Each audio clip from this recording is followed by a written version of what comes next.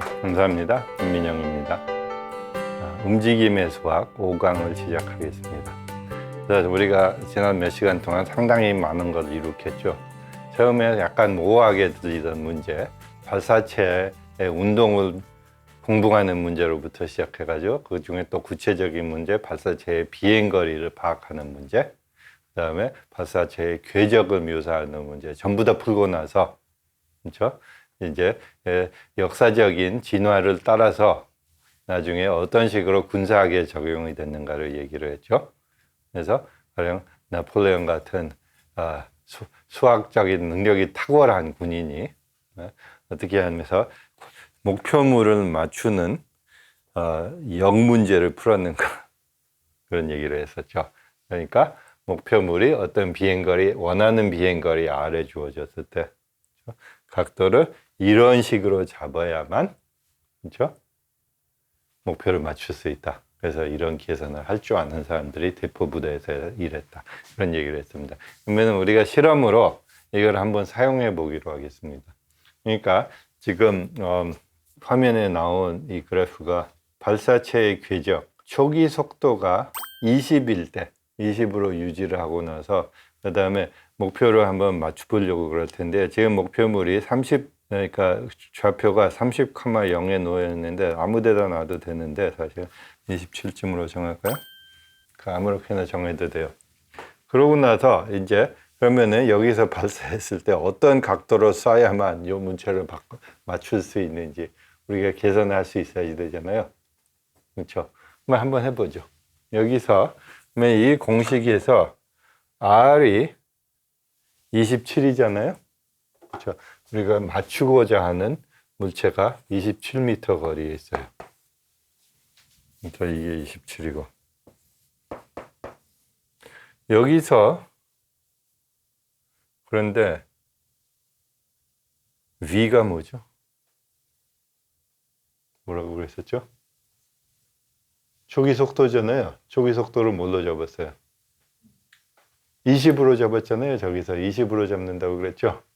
우리 문제에서는 20으로 잡았으니까 제곱하면 이거는 400이 되죠. 그렇죠? 그래서 얘가 400이 되고, 그래서 이걸 바꿔주면은 9.8 곱하기 27 나누기 400을 해주고, 그것에 역사인을 취해서 2로 나눠야지 각도가 나오는 거예요. 계산해보죠. 이번엔 계산기 가지고.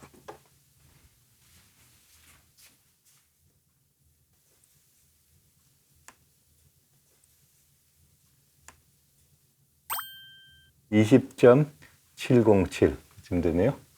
그러니까 사실은 우리가 직접 그러니까 이론이 예측하는 바를 가지고 실험하고 있어요. 우리 물론 컴퓨터로 하는 거지만 이건 사실 실제로 하는 거하고 아무 차이가 없거든요. 우리가 그걸 똑같이 지금 시뮬레이션 하고 있기 때문에. 그래서 그러면은 우리 이론에 의하면 이렇게 하면은 여기 있는 물체를 딱 맞춰야지 되잖아요. 그러면 발사를 해보죠. 딱 맞췄죠. 이거는 몇 번 해봐도 꽤 재밌어요. 그렇죠. 그러니까 저런 식으로 되는 거예요. 물체를 움직이면 또 다른 각도가 나올 테고. 그러니까 이런 과정을 통해서 군사하게 문제를 푼 거예요. 이 사람들이. 네폴레옹 같은 사람들이.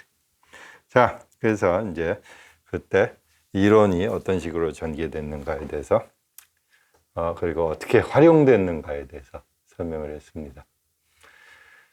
이제 마지막으로 우리는 꽤 구체적인 문제들을 몇 개 풀었잖아요. 이제 비행거리 찾는 문제도 풀고 역 문제도 풀고, 그렇죠? 이제 포물선이 된다는 얘기를 하고, 이제 질문으로 몇 개 하면서 이 구체적인 디스커션은 담론은 끝낼 텐데, 질문을 가령 이런 질문들을 해볼 수가 있죠.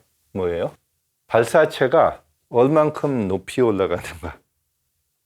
이것도 파악해 볼 수 있겠죠. 이거는 여러분이 연습 문제로 한번 해보세요. 우리가 하지는 않을 테니까 어떻게 하면 될 것 같아요. 사실 우리가 아까 파악한 궤적의 공식이 사실 너무나 강력하기 때문에 사실 웬만한 이런 종류의 문제는 안 어렵거든요. 이제 뭐였나 다시 한번 적으면은, 그러니까 궤적의 공식이 그러니까 v 코사인 a t y는 v sin a t 빼기 4.9t 제곱이었는데 생각해보면 가령 우리가 높이를 파악하고 싶으면은 요 점이잖아요. 그렇죠?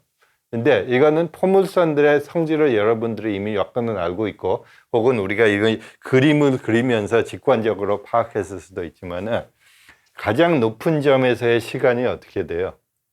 시간이 땅에 떨어질 때까지 시간의 반이 되겠죠. 그림으로도 당연하고 사실 수학적으로도 소물선의 일반적인 원리를 이용해서 증명할 수도 있고 미분을 알고 있으면 미분을 이용해서도 증명할 수 있고 뭐 여러 가지 방법이 있는데 근데 하여튼 딱 우리가 아까 이미 계산한 그렇죠? 그 시간의 반이거든요. 그러면 높이를 알고 싶으면은 뭐 어디다가 집어넣으면 될까요? 그 시간을 y좌표에 집어넣으면 알겠죠. 그런 식으로 풀 수 있어요. 그렇죠? 그러니까 이 공식이 얼마나 강력한가 이런 질문들을 해보면 알 수 있거든요. 별의별 문제들을 다 풀 수 있어요. 그러면은 약간 더 어려운 문제. 지금까지는 약간 또 단순화해서 여러 가지 단순화한 점들이 여기저기 들어가 있었지만은 또 하나의 단순화는 우리가 사실 땅에서 시작했다고 y는 0인 지점에서 시작했다고 가정을 했거든요. 근데 가령 내가 야구 선수라면은 땅바닥에서 던지는 게 아니잖아요. 이제 어느 높이인가에서 던지겠죠. 그렇죠? 그래서 사실은 비슷한 문제인데 이쯤에서 출발해서 궤적이 그려질 거 아니에요? 그렇죠? 그래서 그러면 그 문제도 풀어볼 수가 있죠. 그러니까 어떤 높이, 그 높이를 뭐라고 부를까요? 높이를 가령 한 h라고 부를까요? h 정도 되는 높이. 그게 뭐 저 같으면은 저는 이렇게 던질 테니까 약 2m. 제 키는 2m가 아니지만 제 손이 닿는 데는 약 2m쯤 될 테니까 약 2m 높이에서 출발한다고 해도 되고 뭐 사람에 따라서 다를 테고 또 대포 같아도 뭐 한 이 정도 높이에서 출발할 수 있고 그러니까 사실 우리가 땅바닥에서 시작한 문제뿐만 아니라 약간 더 복잡하게 어느 정도 높이에서 시작한 문제를 풀 수 있으면 당연히 유용할 것 같죠. 그래서 그 문제도 이제 연습 문제로 풀어보면 되는데 근데 사실은 이렇게 하면은 이 문제에 대해서도 제가 약간만 설명하면은 많은 부분이 사실은 똑같은데 달라지는 거는 y좌표에 뭐가 달라질까요? 초기 값이 달라지거든요. 어느 높이에서 시작한다는 거는 y는 0에서 시작하는 게 아니라는 거잖아요. 어디서 시작하죠? 아까 제가 사용한 표기법에 의하면은 사실은 h에서 시작하는 거잖아요. 그래서 t는 0일 때 h에서 시작한다. 그것만이 바뀌고 나머지는 다 똑같죠, 사실은. 아무 차이가 없어요. 그러면은 문제 푸는 데서 나머지 부분은 다 똑같지만은 가령 비행거리를 파악하고자 그러면은 그러니까 참 아까 그림을 다시 한번 그리면은 왜 바뀌는가를 약간 더 직관적으로 보면 아까 비행거리 문제를 똑같이 풀면은 사실은 똑같은 시간을 적용하면 여기쯤까지밖에 안 올 거 아니에요. 사실 직관적으로 생각하면. 근데 그것보다 더 밑으로 내려와야지 되죠. 땅으로 떨어지려면. 그렇죠. 그렇기 때문에 시간이 더 지나는데 그렇지만은 그렇다고 해도 이때의 시간, 이때 비행 거리라는 거는 역시 또 땅에 떨어진 순간의 x좌표라는 사실은 똑같잖아요. 그런데 단지 땅에 떨어진 순간이 아까하고 달라지는 거죠. 그렇죠. 그때는 어떻게 땅에 떨어진 순간은 어떻게 파악할까요? 역시 또 y좌표가 0이 되는 순간일 거 아니에요. 그렇죠. 그 0이 되는 순간이죠. 사실 그 y좌표가 0이 되는 순간은 이 경우에는 초기 시간은 해당이 안 되죠. 그때는 y좌표가 0이 아니었으니까. 그래서 t는 0은 해가 아니에요. 이 경우에는 그런 식으로 바뀌는 거예요. 근데 이것도 그러니까 수학적인 여러분들이 배우는 수학적인 관점에서 보면은 그다지 어려운 문제가 아니지만은 처음에 사람들이 이런 문제를 풀 때는 꽤 어려웠어요. 그러니까 이 정도 간단한 일반화만 해도 대수를 잘 모르시기 사실 17세기가 그랬는데 이런 종류의 문제가 항상 그 나름대로 또 어려움을 제시했었거든요, 사람들한테. 근데 우리는 이제 h가 0인 문제의 경우의 문제를 완전히 풀고 나니까 특히 생각하기가 좀 쉬워지죠, 이제. 예, 그러니까 사실 이것도 수학적 사고 과정이죠. 약간씩 문제를 복잡하게 만들어가면서 계속 풀면은, 그러니까 의미 있는 문제를 계속 복잡하게 만들면서 풀면은 사실 생각하기가 별로 어렵지가 않은데, 그래서 이때는 이 시간을 파악하려면 어떻게 해야지 되죠? 뭐 또 이 방정식 풀면은 되는데, 뭐에 대해서 풀죠? t에 대해서 풀어야지 되잖아요. 예, 다른 숫자들은 다 주어지고. 그러니까 이럴 때 사용하는 게 뭐죠?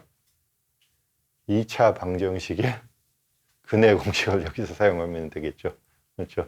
여기서 2차 방정식의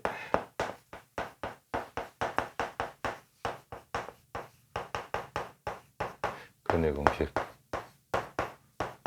이런 데서 사용되죠. 뭐 다른 데서도 사방돼서 사용되지만은 약간 더 복잡해진 경우에, h가 0이 아닌 경우에 근해 공식 사용하면 쉽게 풀 수 있겠죠.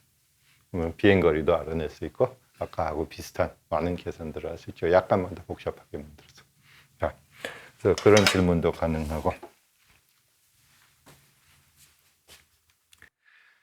그래서 이제 끝으로 우리가 지금까지 풀어온 문제들과 사고에 대해서 몇 개의 코멘트를 하고서는 끝낼 텐데, 첫째는 여러 번 강조했지만은 충분히 여러 번 안 했는지도 몰라. 시작 때 한번 강조하고 조금 아까 또 강조를 했지만은 사실 우리가 많은 단순화를 사용했었잖아요. 그렇죠. 그래서 가령 이 발사체 문제에서 제가 그러니까 사람이 던질 때는 약간 각도하고 속도하고 관계가 생겨진다는 그런 좀 미묘한 복잡성도 있지만, 사실 사람들이 이 문제에 대해서 생각할 때 가장 단순하다기보다 가장 처음 머리에 떠오르는 복잡성이 뭔가 하면은, 그러니까 이거 우리가 무시한 복잡한 요소가 사실은 공기 저항을 무시했거든요. 공기 저항이 사실은 상당히 중요해요. 그러니까 대포 같은 경우에 단거리 발사를 할 때는 그렇게 중요하지는 않아요. 대포알은 상당히 무겁기 때문에 상대적으로 공기 저항의 힘을 그렇게 많이 받지는 않는데, 야구공만 해도 상당히 많이 받거든요. 그래서 궁극적으로는 우리가 지금까지 설명한 수학적 모델을 복잡하게 조금 더 현실적으로 만드는데 가장 처음 고려해야 되는 요소 중에 하나가 공기 저항이에요. 그렇죠. 그래서 이제 그거를 우리가 지금까지는 무시하고 이론을 개발했지만, 이거 사실은 물체가 무엇이냐에 따라서 이 공기 저항이 점점 더 복잡해질 수 있어요. 그렇죠. 우리가 발사한 걸 그래도 비교적 앞으로 나가는 물체들을 생각했지만, 그냥 무메랑 같으면 갔다 들어오기도 하잖아요. 공기 저항이 너무 중요해서. 그런 것들은 상당히 훨씬 더 복잡하겠죠. 우리가 다룬 경우들보다도. 근데 그럼에도 불구하고 사실 중요한 사실은 문제를 단순화해가지고 지금까지 우리가 한 것처럼 한번 풀어보는 게 더 복잡한 문제를 푸는 데 있어서 굉장히 중요하다는 것은 분명하거든요. 우리가 이 경우에도 벌써 봤었죠. 0이 아닌 h, 어떤 높이를 갖다 집어넣어주는 문제가 0인 경우에 한번 풀고 나면은 개념적으로 굉장히 쉽잖아요. 수학적인 사고를 이용한 과학에서 많이 사용하는 방법으로는 항상 될 수 있으면 단순한 경우에 먼저 풀어보고 그것에 대한 완전한 이해가 생기고 나면 그 다음 단계로 또 올라가고, 이걸 사용한다는 걸 이미 얘기했지만은, 그러니까 저런 복잡한 발사체, 무메랑 정도의 발사체에 대해서 생각하는 데 있어서도 지금까지 고려한 단순한 경우에 대한 완전한 이해가 굉장히 유용하다. 그거는 현실적으로도 그렇고 여러분들도 이미 직관적으로 어느 정도 느낄 거야. 이미 한번 단순한 경우를 이해한 것이 중요하다. 그래서 이제 이게 단순화했음에도 불구하고 사실 이게 중요한 단계였다. 그 설명을 드린 건데, 근데 사실은 이게 역사적으로 보면은 어떤 현실적인 문제를 푸는 과정에서의 한 단계 이상으로 굉장한 중요성을 가진 종류의 수학적 풀이였어요. 지금까지 우리가 같이 해본 것이. 왜 그랬느냐? 왜냐하면은 그 당시 사람들, 그 전에 수세기 동안 과학적 탐구에서도 마찬가지였지만 그 당시 사람들이 생각하던 굉장히 중요한 문제 하나가 공기 저항이 없는 문제였었거든요. 지금 우리가 공기저항이 있어야만 현실적이 된다. 그 얘기를 하고 나서 제가 아까 한 말을 약간 교정하고 있는데 어떤 식으로 교정한가 하면은 그다음에 그 당시 사람들이 생각하고 있었던 문제들 중에서 굉장히 중요한 현실적인 문제가 사실은 공기저항을 대충 다 무시해도 되는 문제였어요. 그게 어떤 문제였는지 알겠어요? 지금 우리 발사체 문제하고 굉장히 유사한데 사실은 현실적으로 봐도 공기저항이 없는 문제. 그리고 그 당시 많은 사람들의 관심사가 되던 문제였어요. 그게 뭐였었냐면은 사실은 천체 물리의 문제였었거든요. 그게 주 관심 대상 중에 하나였어요. 그 당시에 특히 갈릴레오 같은 인물들, 그 다음에 케플러 같은 인물, 나중에는 뉴턴 같은 인물들한테. 천체 물리의 문제라는 거는 뭐예요? 태양계에서 행성들이 태양 주위를 돌아갈 때 어떤 운동을 하느냐, 혜성은 어떤 종류의 운동을 하느냐, 이런 것들이 다 태양계의 천체 물리의 문제거든요. 그런데 태양계에서는 쟤네들은 돌아다닐 때 공기가 없잖아요. 공기가 없죠. 공기저항을 무시한 이론이 사실은 적광론에 상당히 정확한 이론이 돼버리거든요. 그리고 저 천체 물리의 문제, 태양계 행성이나 혜성의 운동을 파악하는 문제의 수학은 지금까지 우리가 본 발사체 운동 문제하고 굉장히 비슷해요. 거의 같은 면이 많은데 우리는 지구의 중력, 지구 중앙으로 가는 중력을 생각할 때 사실은 굉장히 단순화해서 생각했거든요. 그게 갈릴레오의 이론이라고 제가 주장했던 건데 뭐였어요? 발사체의 운동이 등가속 운동이라고 했었잖아요. 그게 엄밀히 얘기하면 사실은 거짓말이거든요. 지구 표면 근처에서, 그러니까 너무 높이 안 올라가는 물체에 대해서는 그게 적용되는 사실이지만은, 그런데 너무 높이 올라가기 시작하면 사실은 중력의 힘이 어떻게 돼요? 물체 사이의 거리에 따라서 줄어들잖아요. 그런데 지구 표면 근처에서는 지구의 반지름에 비해서 우리가 보통 대포나 뭐 야구공이나 이 정도의 높이의 변화는 굉장히 작죠. 지구 반지름에 비해서. 그래서 대충 안 변한다고 생각하고 한 계산이 갈릴레오의 계산이었어요. 그런데 저런 것들의 경우는 실제로 굉장히 큰 거리의 변동폭을 가지고서는 운동하기 때문에, 그러니까 거리에 따라서 중력의 힘이 줄어드는 것을 감안해야지 되거든요. 그것만이 차이예요, 사실은. 지금 우리가 지금까지 기술한 발사체 운동, 지구상에서의 발사체 운동에 들어가는 수학하고 태양계의 행성의 운동을 기술하는 훨씬 더 거대한 문제에 들어가는 수학하고 차이라는 거는 중력을 더 조심스럽게 고려해야지 된다. 그것밖에 없어요. 그 차이밖에 없어요. 그래서 저 문제에 특히 아까 지금 강조한 바는 공기저항을 무시해도 되는 거는 똑같고 우리가 단순화한 발사체 문제하고, 그래서 저 문제를 완전히 푼 것이 이제 뉴턴이 17세기 말에 687년에 나왔을 거예요. 자연철학의 수학적 원리라는 과학의 역사에서 가장 중요한 책이라고 해도 될 거예요. 저 책을 씀으로써 그때 개발한 미적분학을 사용해 가지고 이 문제를 완전히 풀었죠. 행성의 운동 문제, 태양계에 있는 각종 물체들, 행성뿐만 아니라 해성까지 포함해서 이런 물체들의 운동 문제를 완전히 풀어가지고 그동안 어쩌면 수천 년 동안 사람들이 고민하던 여러 종류의 천체에 대한 수수께끼를 단숨에 풀어버렸죠. 그 당시 개발한 새로운 수학을 이용해서. 그래서 이 스토리가 주는 교훈이 여러 가지지만은 그거를 약간 아까 시작한 관점을 연장해서 요약을 하겠습니다. 그러니까 제가 얘기하고자 하는 것은 뭔가 하면 이 발사체의 문제는 사람에 따라서는 굉장히 유치하다고 생각할 수 있거든요. 그 뭐 공 던졌을 때 얼마나 멀리 나가냐, 그게 왜 중요한 문제냐, 그거 기술하는 거, 뭐 그게 그야말로 우주의 근원 같이 아까 신화적인 지문에 비하면은 정말로 구체적인 좁은 문제 같잖아요. 그렇죠? 근데 뭐 군사의 학에 적용된다고 그러는데 뭐 여러분 같으면 군사학에 아무 관심이 없을 가능성도 많고 저도 별 관심 없거든요. 역사적으로 관심은 있지만은, 그러니까 저는 뭐 대포 쏘는데 별 관심이 없으니까. 그렇죠? 그래서 사람에 따라서 굉장히 유치하다고도 여길 수가 있거든요. 그럼에도 불구하고 프랑스와 자콥, 처음에 인용한 프랑스와 자콥의 관점에서는 그런 종류의 구체적인, 때로는 유치해 보이기까지 하는 질문을 자꾸 하는 게 중요하다고 그랬어요. 과학의 발전에서는. 그 주장을 하고 나서 그 다음에 뭐라고 나오나 하면은, 그래서 이렇게 그 인용문을 여기다 다시 적었는데요.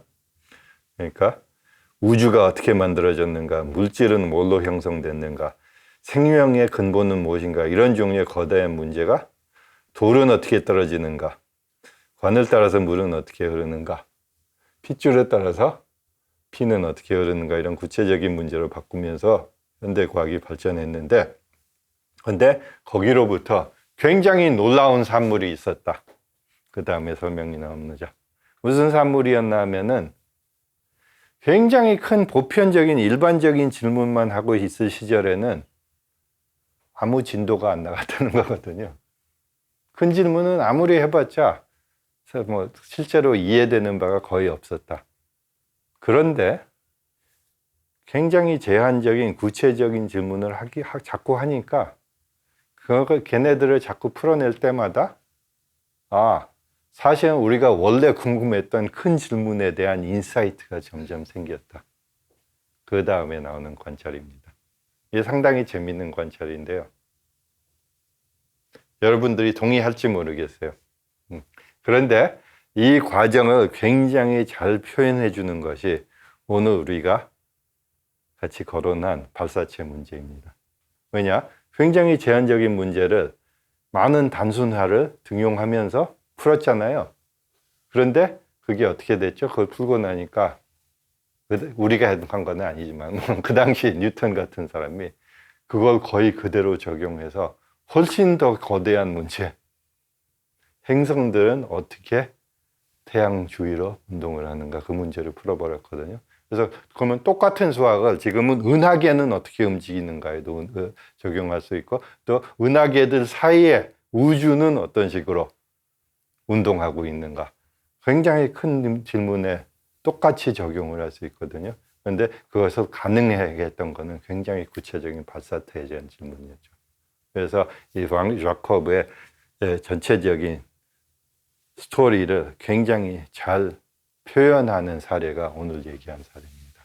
그래서 상당히 잘 이해하고 생각해 볼 여지가 굉장히 많은 것 같아요. 그래서 제가 가끔 학생들한테 설명할 때는 가령 수학에 대한 관심이 있건 물리학에 대한 관심이 있건 큰 문제를 완전히 잊어버리지는 않는 게 좋아요. 왜냐하면 다 큰 문제 알고 싶잖아요. 그러니까 과학자가 아니더라도 그야말로 인생의 의미가 뭔지도 알고 싶잖아요. 그렇죠? 그런데 인생의 의미에 대해서 매일 물어보면은 정신병만 생기고 사실 진도가 안 나가거든요.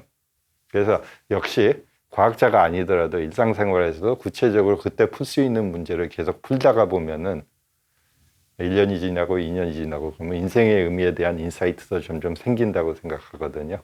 근데 그게 자연과학에서는 우주의 탐구, 자연의 탐구, 원자의 탐구, 이런 종류의 과학적인 질문에서는 정말로 많이 일어나는 현상입니다.